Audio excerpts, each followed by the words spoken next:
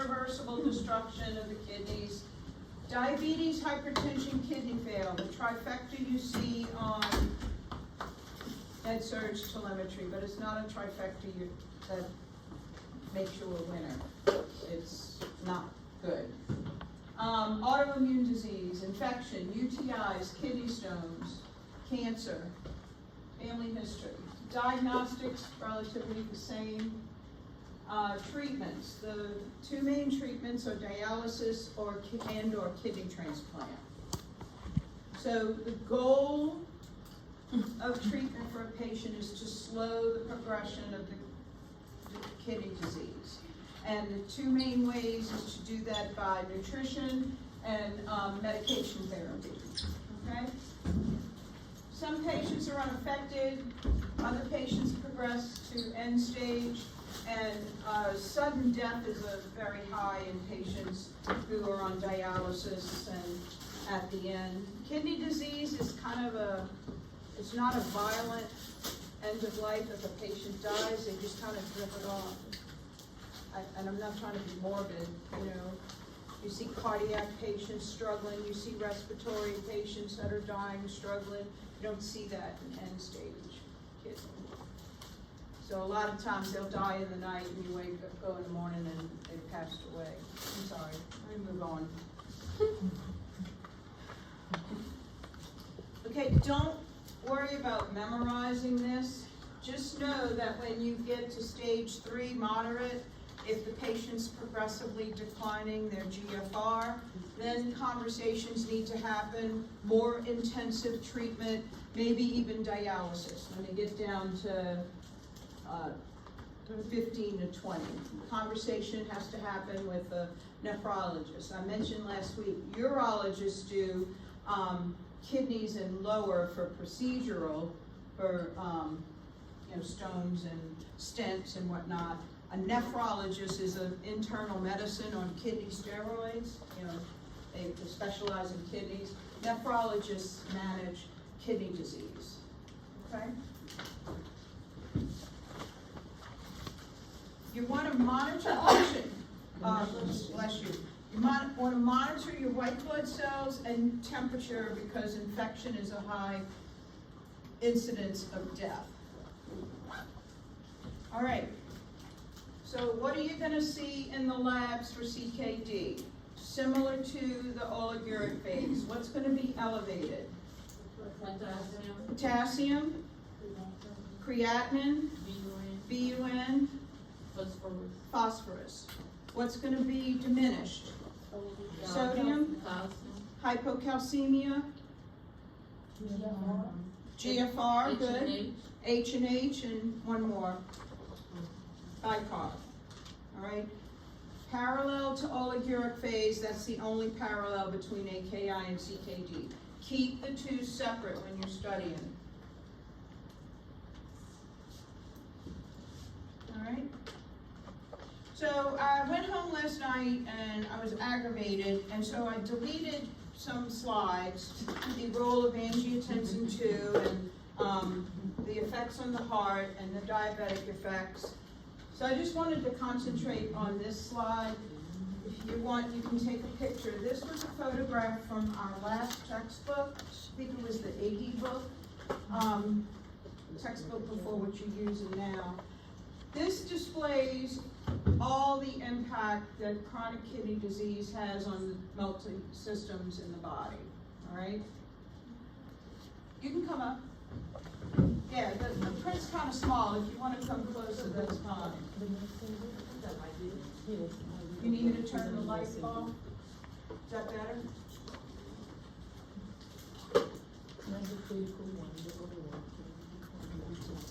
If you need this back on, let me know. It actually helps my eyes. I can't stand fluorescent lighting. You said that stage 3 is when it's like a more like intense treatment talk and yeah, slowing the progression. Once the GFR drops below 60 and is sustained, because GFR can fluctuate like potassium does, but once it falls below 60, then more intensive diet therapy. They should be on phosphate binders. the nutrition, low sodium diet.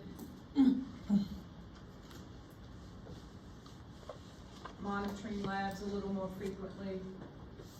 So, all of the body systems are affected by chronic kidney disease.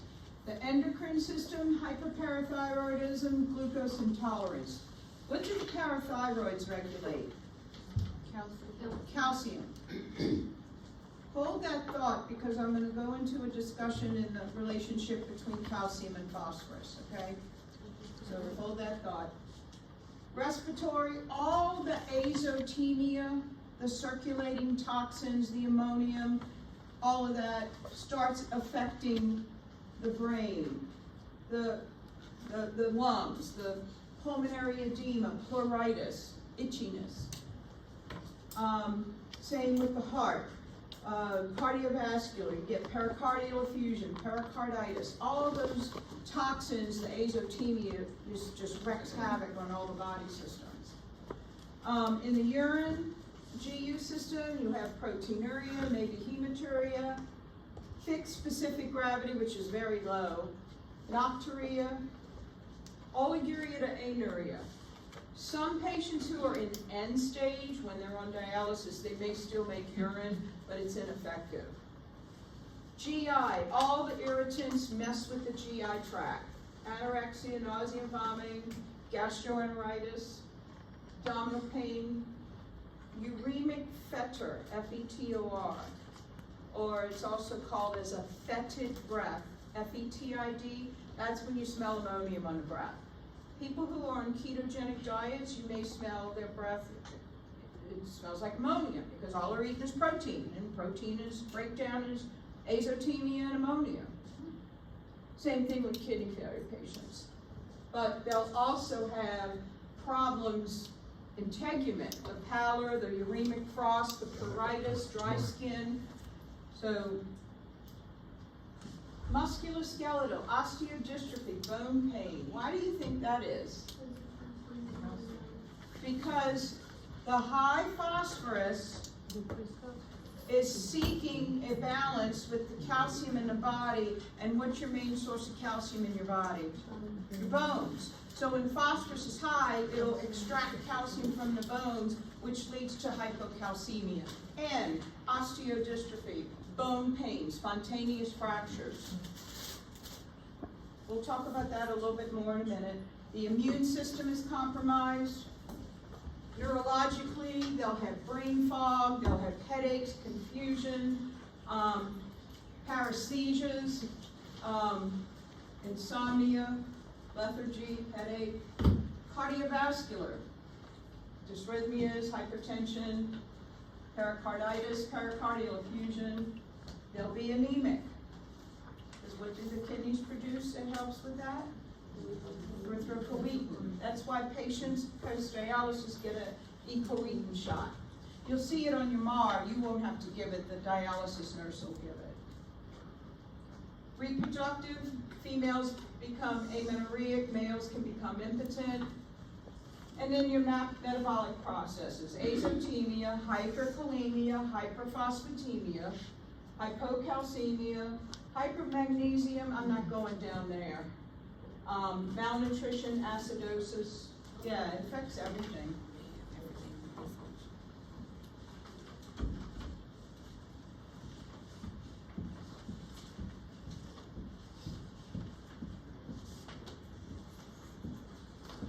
All right.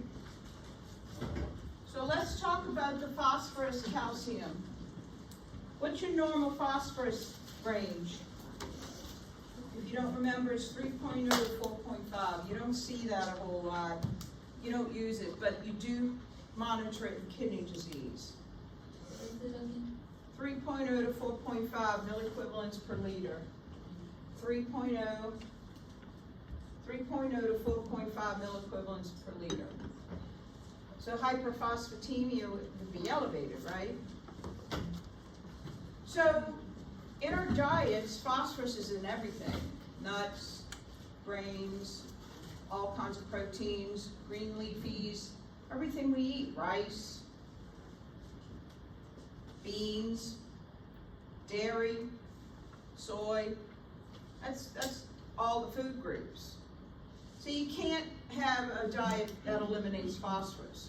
So, therefore, you take a phosphate binder. Because you want to excrete the phosphorus so it doesn't deplete your calcium stores. You with me?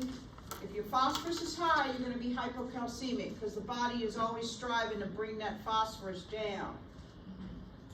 So, given calcium carbonate Tums, that will bind to the phosphorus and get it out. Tums is cheap. You can get a 500 pill bottle at Costco for like $10. But what you see on the floor is Seblim, Renogel.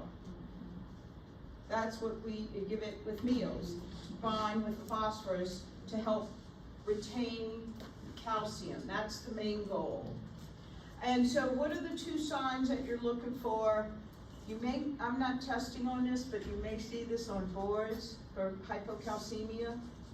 What are the two signs, the assessment? Phostex, when you tap on the facial nerve and it twitches.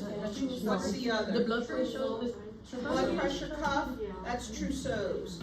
You elevate it, you pump up the cuff, and then you may see twitching in the wrist, okay? I'm not testing on that, you might see it on boards. So, twitching, irritability, tetany, all of that is signs of hypocalcemia. Could be stress, but. Nursing school. Stress in nursing school. Vitamin D, when the vitamin D is low, that may also trigger calcium release. And one of the things you may see on your Mars is ergocalciferol. So you're given ergocalciferol, that helps with calcium retention. Parathyroid hormone, that regulates your calcium as well. So we had a patient, when I first started teaching, I was in clinical at Ochsner Kenner, and a nicer patient you'll never meet. He was end stage, he was on dialysis, and so he had thyroid issues. So he goes in, this is almost 20 years ago now, and they take the thyroid out. Well, you know, your parathyroid's a little bitty dots on the surface of the thyroid. Well, back then, they just yanked it all out. They didn't preserve the parathyroids. So this man had zero regulation of his calcium. His calcium was in the toilet. He was taking 18 to 24 calcium carbonate Tums per day to help with the hyperphosphatemia because he was end stage and on dialysis, and to help maintain some kind of level of calcium. So he's probably in chronic metabolic alkalosis because he's neutralizing the pH in his stomach with all that Tums. You know, it's you rob Peter to pay Paul, but Peter's dead, you know, the kind of scenario. It's I don't know if you've heard that saying before, but you know, benefits outweigh the risk. Benefits outweigh the risk. So make sure you have a good history on your patients, because they may be missing something that a history would reveal to you and a doctor might not catch. All right. Any questions about the calcium phosphorus relationship? No?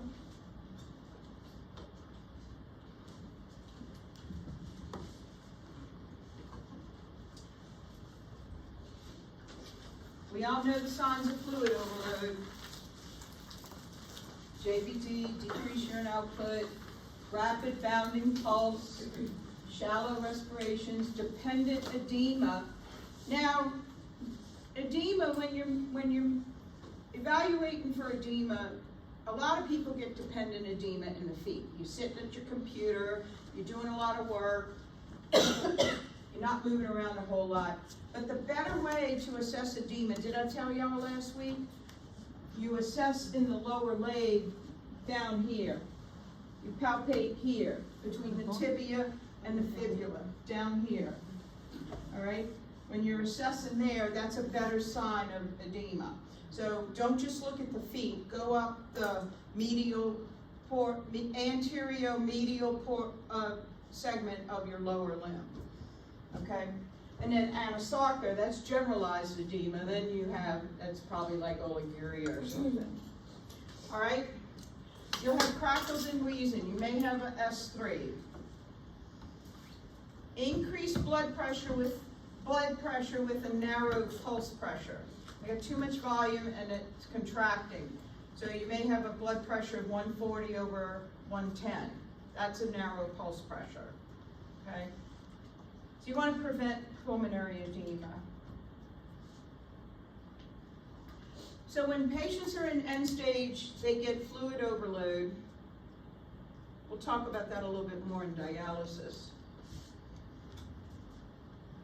All right, when this lecture used to be 4 hours long, I'd do some group work, but they cut me back to 3, which is fine. So what is a diet plan? I'll just have y'all contribute. What's a diet plan for a patient with chronic to end stage kidney?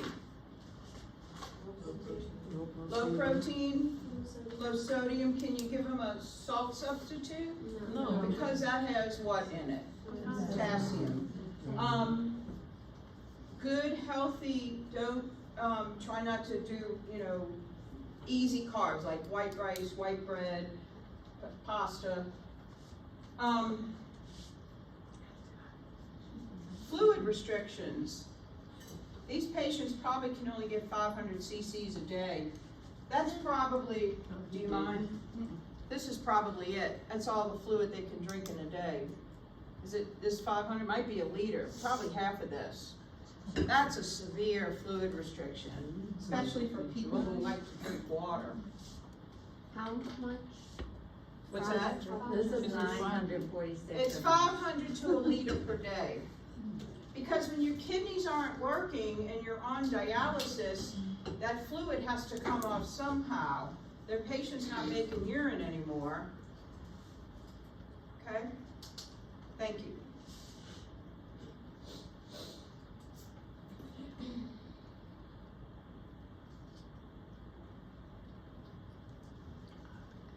So this is a real picture of Hurricane Katrina, the back of Charity Hospital. Wasn't the feds that saved us, it was the Louisiana Department of Wildlife and Fisheries came in with the airboats and got everybody out. So what is your priority when you're evacuating a hospital? Which patient population needs to be transported first? Ventilator. Did you say ventilator? Yeah. Patients who need airway support. What else did you say? Elderly and kids. Which one? Elderly and kids. Elderly, yeah, vulnerable. And your end stage patients too, because why? They have to be dialyzed.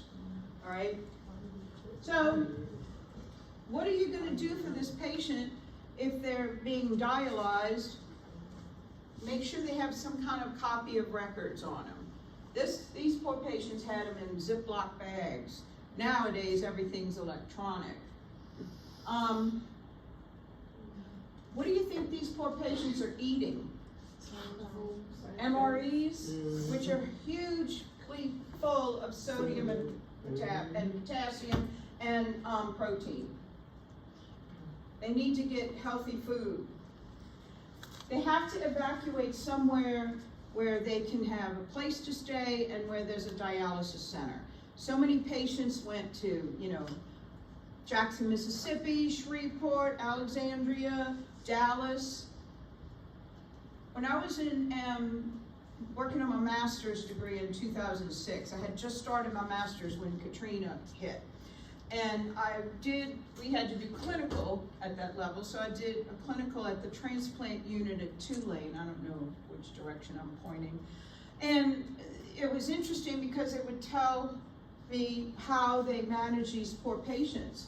So I don't know, some of y'all may not remember, but if you have a cell phone, a 504 and a 504, they can't communicate because all the cell towers were down. Mm-hmm. So they got cell phones in outside area codes so they can at least communicate with these patients, because a lot of these patients were end stage, but they were also on a transplant list, waiting for a kidney.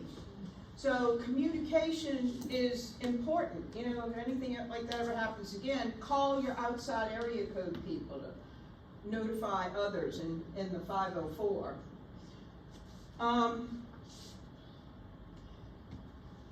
How do you think the stress level is? That's going to jack everything up too. So the priority is to evacuate these patients, get them safe, get them in dialysis.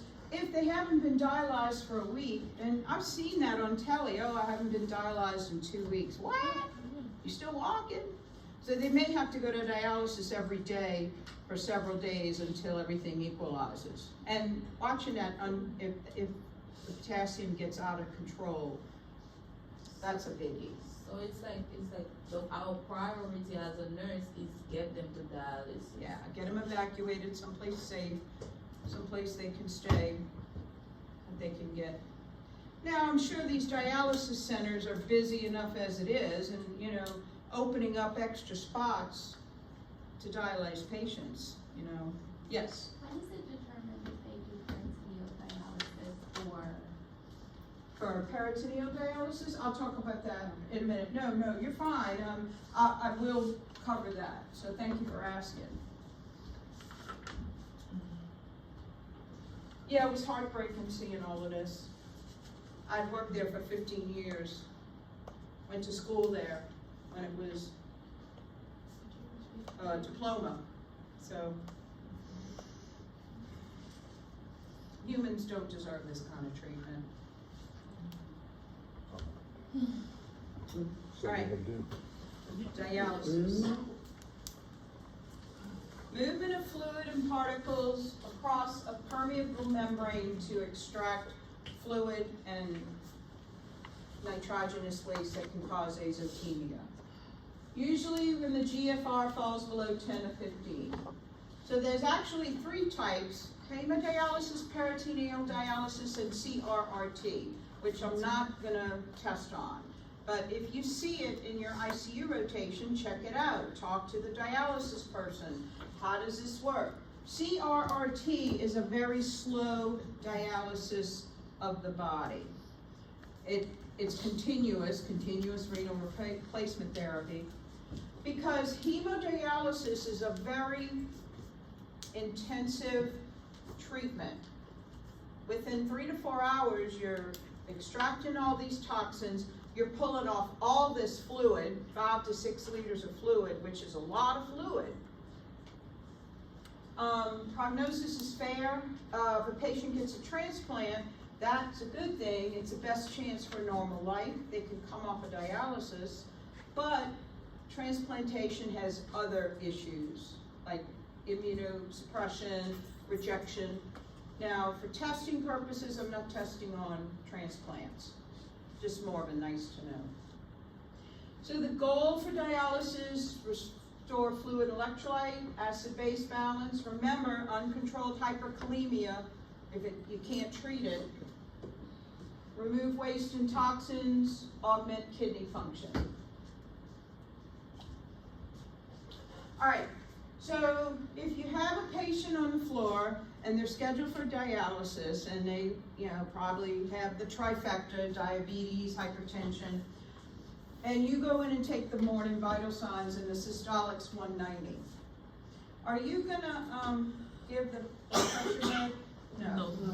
Because if they pull off 6 liters of fluid, you're pulling off volume, so the blood pressure's gonna drop. Are you okay? Sorry. You're gonna hold the blood pressure, because if you come back from dialysis and your systolic's 120, you may not need it. You don't wanna bottom them out. Some meds are dialyzed out, not your cardiovascular. So for hemodialysis, usually patients will start with hemodialysis. They'll place a temporary catheter, I mentioned this earlier, dual lumen or trialysis catheter. And in the meantime, the general surgeon will create what's called an arteriovenous fistula. So it connects an artery with a vein. They usually start distal as possible. And if you watch the hemodialysis video, you saw that lady, her AV fistula was bigger than her arm. So the reason that happens is your normal pressure in your veins is 20 to 40 millimeters of mercury. When you connect an artery to it, then the engorgement happens with the veins. And you see that in the patients. So in the meantime, while the arteriovenous fistula is maturing, it takes 6 to 8 weeks. They'll use the temporary catheter to dialyze the patient. Usually it's 3 days a week, Tuesday, Thursday, Saturday, Monday, Wednesday, Friday. The choice can be made to have a patient go on peritoneal dialysis if the patient is motivated, if the patient has a stable home life, because all the supplies have to be shipped to the house. They have the ability to do that machine setup, and that was in that 10-minute video for the guy with peritoneal dialysis. So I've known of instances where a patient does hemodialysis maybe 3-6 months, and then it transferred to peritoneal dialysis.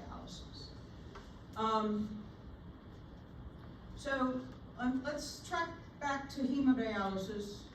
When a patient is they're new to dialysis, there's 2 syndromes that can happen. And the first one is dialysis disequilibrium syndrome. Dialysis disequilibrium syndrome. And what happens is, when they're taking all that fluid off, 6 liters of fluid, it can create ice regulation issues, because you're pulling the fluid off very fast. So what do you think the patient will manifest? Confusion? What's that? Confused? Confusion, headache, maybe even up to seizures. So this will resolve after a month or 2 as the patient acclimates to having all that fluid removed in a short period of time. The other kind of complication or thing we monitor for is after the dialysis center starts using the AV fistula, there's a condition called Steele syndrome, S-T-E-A-L, and you'll hear of Steele syndrome in other scenarios, like, subclavian Steele. There's other types, I've seen it before, where the pressure is like more than 30 millimeters mercury different in opposite arms. That's a sort of subclavian Steele syndrome. But in AV fistulas, the machine will steal the perfusion, and so distal to the AV fistula, you'll have numbness, weakness, paresthesias, diminished radial pulse. You with me? So that could happen as well. You get that during the dialysis treatment, right? It's not like part of everyday life? I don't know. I don't know the answer to that. It might be something that could be ongoing, maybe intermittent, but if the patient reports these symptoms distal to the fistula site, then that is probably Steele syndrome. I'm not sure of the occurrence, though. Okay. I don't think you have to know that with the test. Good to know. It's a good question, though. So, I go back, I tell students all the time in clinical, you're looking for symmetry. So if the AV fistula is in the left arm and you have the numbness, diminished pulses, the paresthesias, but you're not seeing it in the right, then that's more than likely Steele syndrome. You with me? If it was happening in both sides, then you got some other issue happening probably.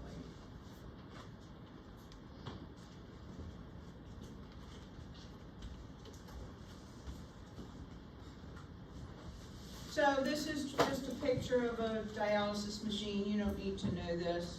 It just goes through the machine, filtration, etc. So let's talk about peritoneal dialysis. So you need a motivated patient, a patient who can follow instructions, a patient who can apply the principles of aseptic technique. to this treatment, because what is the biggest complication of this? Peritonitis. And if a patient develops peritonitis, they have cloudy dialysate, they have to come off of peritoneal dialysis. It's no longer an option.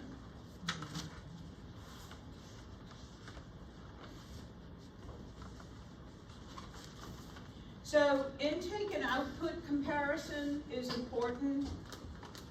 They may lose 100 or 200 cc's to natural absorption, but the intake, if 3 liters go in, 2,800 or more have to come out, okay?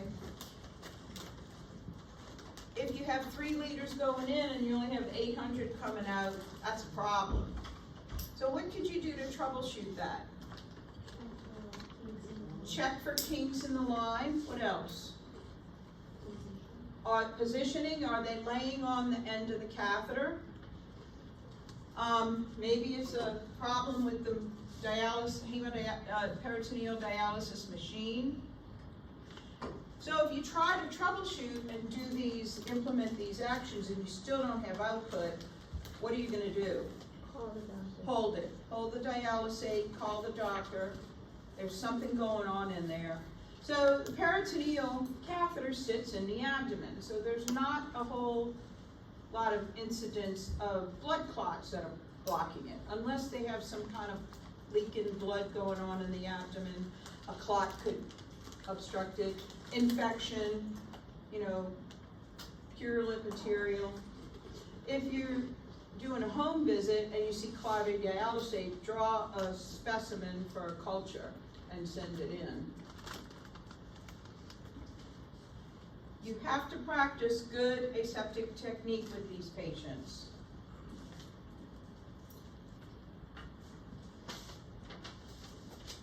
You may remember I said earlier, if you have anything growing or large in your abdomen that can obstruct catheter, the peritoneal dialysis catheter, constipation, abdominal tumor, something, those can be problematic. If the patient is constipated, what do you give them? Stool softener or something to get everything out. Because the colon can get really, really big if there's problems.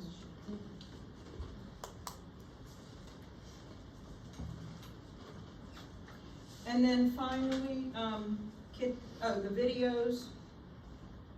And then kidney transplant is nice to know. It's usually transplanted with a pancreas for a patient with diabetic end stage. I did travel nursing for 5 years, and the last summer I was up in Dartmouth-Hitchcock in New Hampshire. It is a level 1 trauma, and it was also the organ transplant hub of the region. And so they asked me to work night shift, and we did a bunch of kidney transplants. And the kidney transplants would take 4 to 5 hours. They'd also put a piece of the pancreas in. And it's remarkable because your patient who's on dialysis can come off. Where do you think they put the kidney? The abdomen. Lower abdomen. They don't carve the dysfunctional kidneys out. And they put it low in the abdomen so that the ureter, they may not be able to salvage all the ureter, so it can connect to the bladder. Good infection control, lifelong immunosuppression. They'll resume a normal life. But they can have organ rejection. So, yeah, protect the abdomen. Usually 5 to 7 year wait for an organ. All right, that's all I've got for this. I have some practice questions. If you need to leave, that's fine. Am I running late? No, it's only 10:10. But that's okay. If anybody needs to leave, that's fine. Brenda's got 4 kidneys. Brenda's got 4 kidneys. Really? Yeah, she got 2 up here and 2 It in the back. depends. It They can don't be get the old one within out? 6 months, it can be years. That's Yeah. crazy. I just go. Now? Just an announcement, I realize y'all are there. Yeah, it's just like Yeah, but everybody there's a else. career fair today. Yeah. All the hospitals are here in the Student Life Center that wanna hire you. You want